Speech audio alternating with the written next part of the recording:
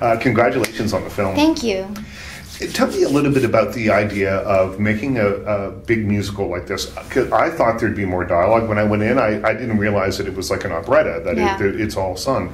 But still playing it in a natural way. There are one or two songs that are heightened a little bit beyond, like sort of more what traditionally might be thought of as musical theater.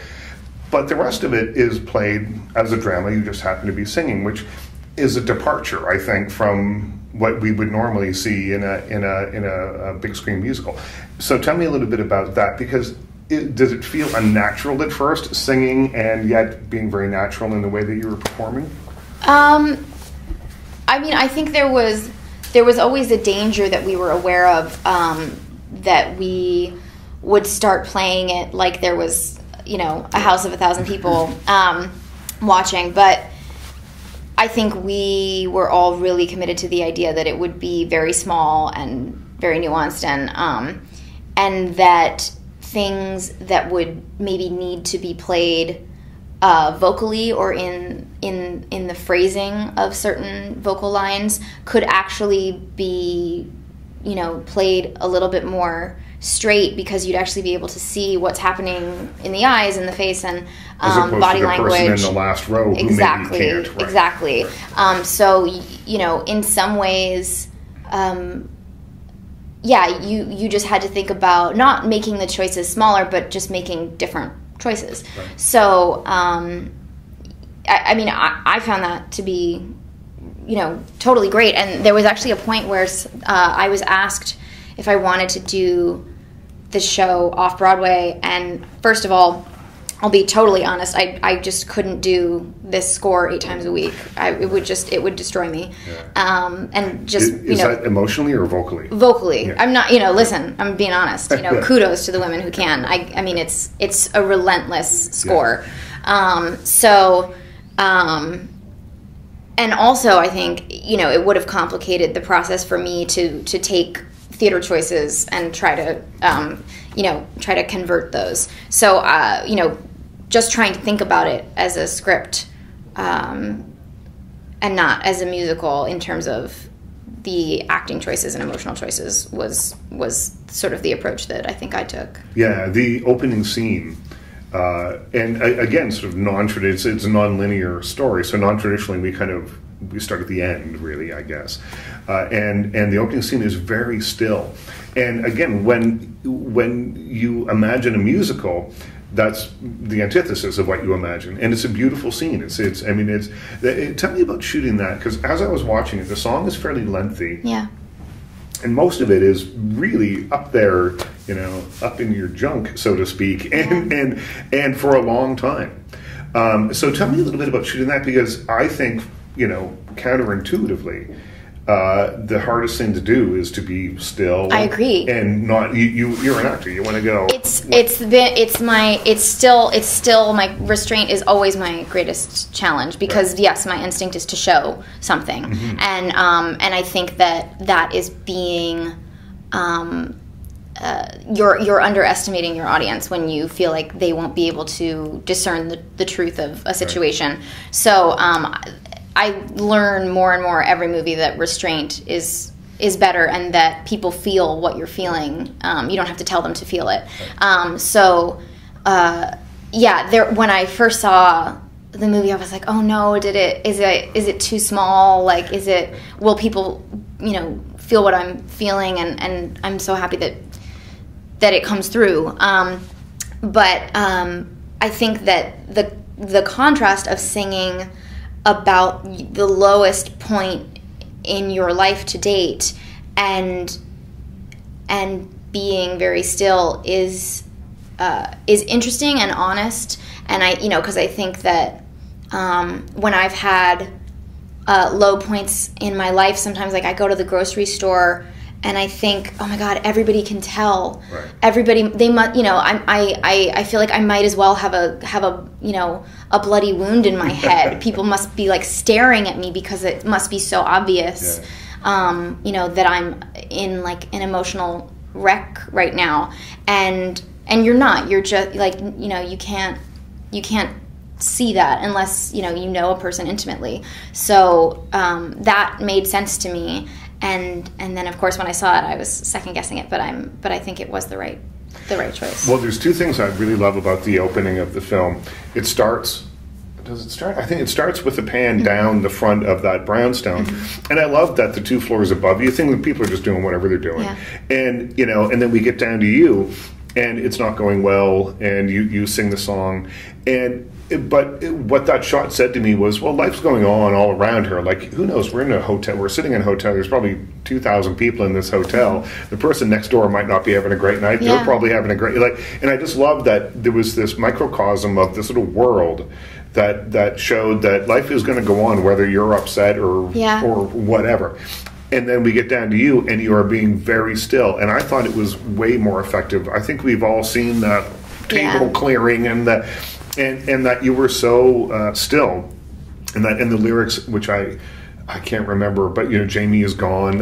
They're so simple and direct that I think that the simple and most direct way to sing them is simple and direct. Not really do anything much with them, and it's not that no, that's not right, because you do stuff with them, but you know what I mean. Yes. But not.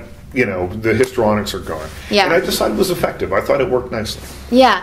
I mean, I think that's interesting that you say that, because something that happens to me whenever, and I don't know if it's a specific thing that, if it's some kind of defense mechanism in human brains or something, but whenever I've been sort of in a state about something or gotten bad family news or personal news or something, I always remember, like, the chick outside trying to fix her bicycle, and or seeing construction out the window, or like the way, like that I missed a spot, when I was cleaning my bathroom, or like something, I remember, like, and there's a little voice in the back of my head going, why are they even building that building? Don't they know, like, nothing even fucking matters, because you're just in such a state, and I mean, it's such a cheesy song that I always think about that song. Don't they know it's the end of the world? Like, why does the sea rush to shore? You're like, because you're. It's amazing that you really genuinely have that feeling of, like, why are you fixing your bike, lady? Like, everything's crumbling, and I think that's what's happening for her, and it's really interesting to see, just and to hear, like, sounds of traffic and. In a world around and then just that at any given moment a person can be at the lowest point in their life. And you get a sense of that, and it's all gray. I think, as I recall, it's all gray. I live here, so I see things a bit in advance, and I've seen a lot of movies since I've seen this, so yes. Forgive me if I got it wrong, but no, as I remember, it's all gray. And Kathy her tones become more muted. As that was part of what we tried to do with creating the timeline, because we jump back and forth so much, was that Kathy becomes more muted, and she's not wearing that blue shirt anymore. She's not, like, she's much more vibrant as a young woman, and she sort of gets consumed by Jamie and loses some of her vibrancy. Music seems to play a part in films that you do. Pitch Perfect. There's another one coming. Are you in? Yeah.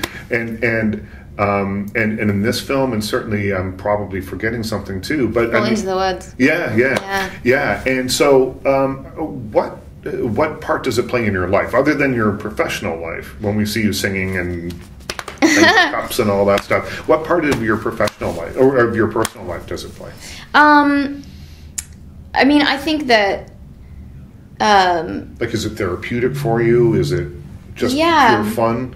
Do you dance alone in the apartment? And you know what I mean? Like, not too recently, but I mean, I danced growing up, never well, mind you, but I attempted to dance, and I loved it, and I hate that I'm not better at it, because to me that feels like, being able to channel the beauty that music makes you feel, and actually translate that into your own body is just such a gift. So I guess sometimes it can, I guess something I started doing I mean years ago, but like when I was younger, if I was sad, I used to try to listen to a happy song to make me feel better, and I really kind of now I really relish listening to joyful music when I'm happy, and sort of sad music when I'm sad. So I don't know. Maybe it's like having an emotional companion music. Mm-hmm. Well, I know that if I have something to do, tomorrow I'm hosting some press conferences for the festival, for instance. So I've got 2 of them back to back, and they're with kind of big stars. It's kind of, for me, it's kind of a big deal. So I will listen to the Ramones before I go out there, because it will get me, psyched up. It'll get me revved up a little bit, right? Totally. That's what will happen for me. So that's one of the ways in which I use it. Music's very important, I think. Yeah. Yeah. And for this film, were you had sung before? We've heard you sing before, and of course we'll hear more of it. But in this film, this is, as you say, a demanding score. Were you nervous at all about taking this on?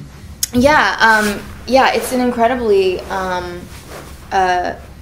challenging vocal part, and there were.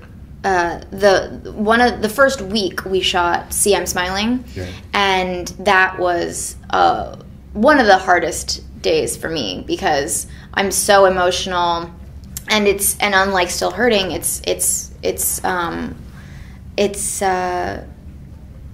more extroverted, mm-hmm.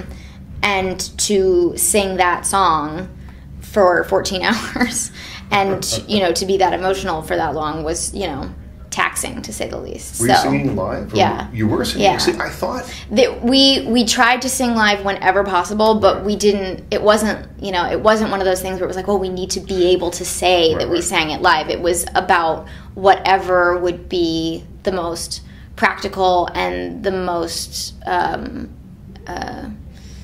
powerful, really. So when I'm in a convertible singing, I can do better than that. We didn't need to put that, on a sound stage, just so that we could say that we did it live. It was always about just whatever is the best decision for the film. And was it in the scene? We're almost out of time, but in the scenes where you were singing live, does it enhance the performance? Because there is the idea of lip syncing. It's a different thing. You're using 100%. A different muscle. I mean, if we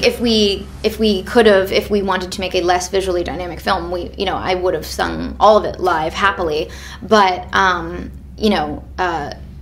there's a kind of vanity in making it all about that. So obviously we didn't do it all the time, but there was a part of Still Hurting that Richard wanted to re-record, because like with dialogue scenes, there was a little blip in the mic or the camera, something had made some sound or a little pop, and I was like, it was something that the sound guys had put on the ADR list, and I was like, I can't, don't make me do that again, please. It was so of that moment, and to try to recreate it in a booth, and Richard was absolutely it doesn't bother me, I didn't even notice it, it's fine, so. And it's in the film. Yeah, exactly. That little pop. Ruining the entire movie. Well, I was going to mention something. Well, thank you very much. Thank you. Yeah, enjoy the rest of your day.